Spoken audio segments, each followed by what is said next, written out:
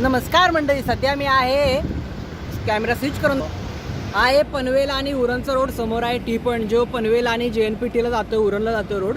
आणि तुम्हाला सांगायची गोष्ट म्हणजे सध्या मान्सून यायचा टाईम सुरू झालेला आहे. इकडे नवी मुंबईचं इंटरनॅशनल एअरपोर्ट आहे जे काम सुरू आहे.